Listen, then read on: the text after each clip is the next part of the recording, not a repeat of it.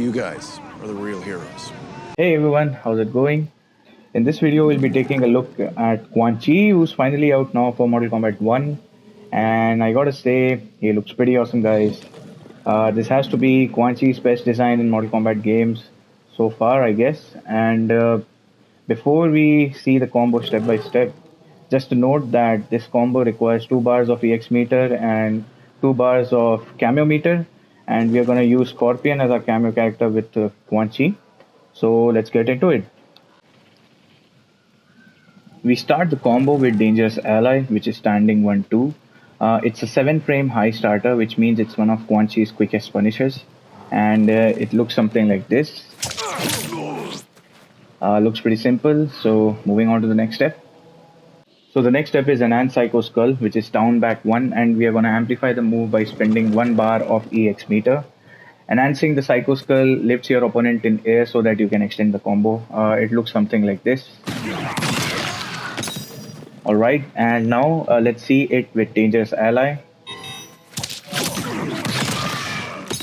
Alright, looks good. Pretty simple. Let's move on to the next step. The next step involves the Standing 4, which is the Cunning Kick, and the Fire Breath, which is the Scorpion Kameo. In order to execute this move, you gotta press the Standing 4 and R1 button together, otherwise it won't work. The timing of pressing the Cunning Kick and the Fire Breath, which is the Standing 4 and the R1 button, is a bit tricky.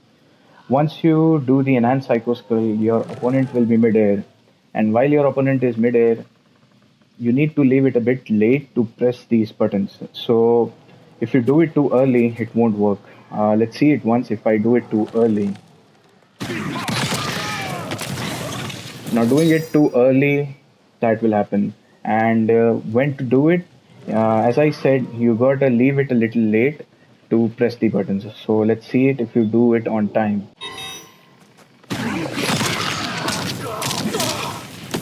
So if you press the buttons on time correctly, this is how it should work.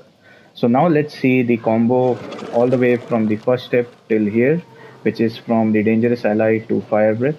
So now let's see it.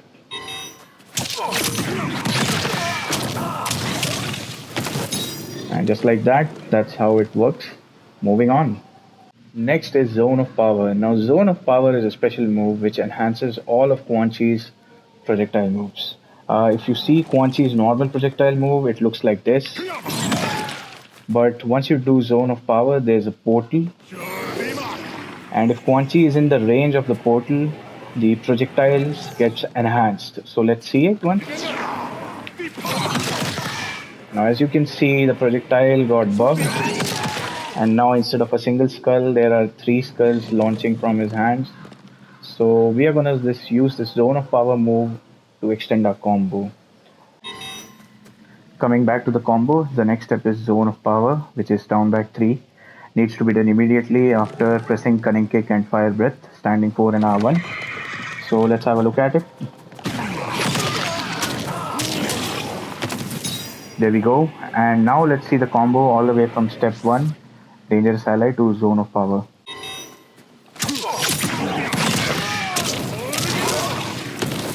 There we go. Moving on. Now this step is a bit tricky one, so let's see it in more detail. We need to make sure that the plant punch, which is the jump one, comes out as early as possible in order to continue the combo. And the enhanced head rush, which we are going to do here, we are going to do it mid-air, and we need to do it while we are in the range of Zone of Power. Now let me tell you what I'm talking about here. Now if you do the air enhanced head rush, it looks something like this. But if you do the same move when you are in the Zone of Power, it enhances it and you will be able to continue your combo as your opponent gets juggled. So let's see it. There it is. So did you see how it works? So we are going to use this property in our combo to continue and extend our combo as much as possible. So now let's see how it looks when we actually do it. Starting with an Psycho Skull. We do this and jump 1, and there you go. The opponent drops right in front of you to continue your combo. Now let's see the combo from step 1, which is Dangerous Ally, all the way to the latest step which we discussed, the air enhanced head rush. Let's have a look at it.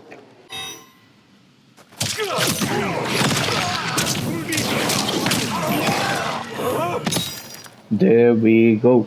So if you're having trouble doing the plant punch, which is jump 1 after zone of power, my suggestion here would be to keep holding the jump button while the animation of the zone of power is going on. In that way, you will be able to do plant punch as quickly as possible because it is needed to keep the combo going. If you don't do it as quickly as possible, then the combo drops. And from this point onwards, whenever we have jump attacks, just keep in mind that to make it easier, you should keep holding the jump button while the animation of the previous move is still on. Moving on, we have another step which involves two moves. The first one is Brilliant Blast, which is jump 1, 2, 2, and it's going to be mid-air. And the other one is Fire Breath, and we are going to use the far version of it. It's a Scorpion Kameo move. So let's see this step in more detail as it's one of the difficult ones. So the difficult thing about this step is the timing of the far Fire Breath Kameo move. The timing of it actually decides whether you will be able to end the combo with maximum damage or not. There are easier alternatives which we'll be looking at later, but right now we are going for the maximum damage combo. So let's have a look at it. Let's see how the combo looks up till the Brilliant Blast move, which is jump 1, 2, 2.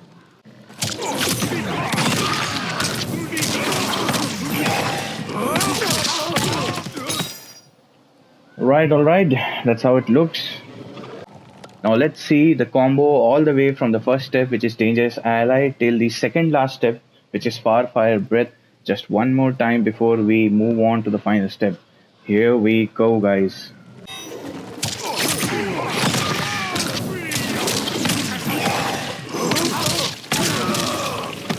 Just like that, that's how it looks. And now let's see the final step. So there are three ways how you can end this combo. The first one is Falling Death. It gives you maximum damage, but its execution is the hardest of all the three. Beacon gives you slightly less damage, but its execution is kinda easier. And the Skeleton Jacker gives you the least damage, but it has the easiest execution of all the three. So let's see all these three one by one. Ending the combo with Falling Death will give you maximum damage, but its execution is really difficult. You need to execute Far Fire Breath in such a manner that your opponent stays as high as possible. And we'll end the combo with Jump 1 2 followed by Falling Death, which is Back Forward 4, which gives you the max damage. So let's have a look at it.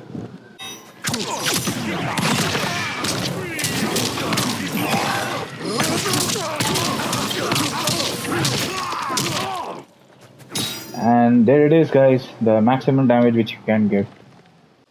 Ending the combo with Begone, which is Jump 2-4, gives you the second highest damage, but it's much easier to execute. You just need to press Jump 2-4 while your opponent is in air due to Far Fire Breath, which we executed in the last step. So let's have a look at it.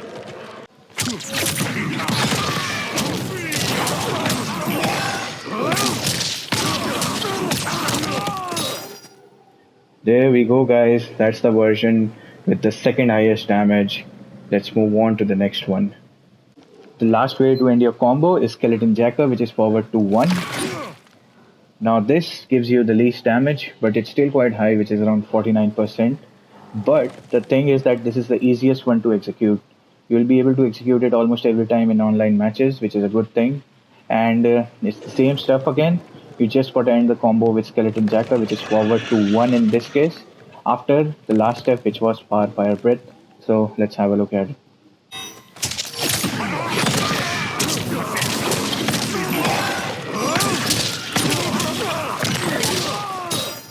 There you go, guys. That's the easiest version of this combo and the most stylish one in my opinion.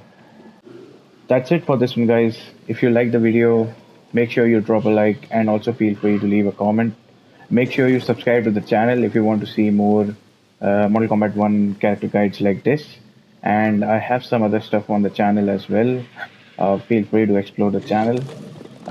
Thank you for watching.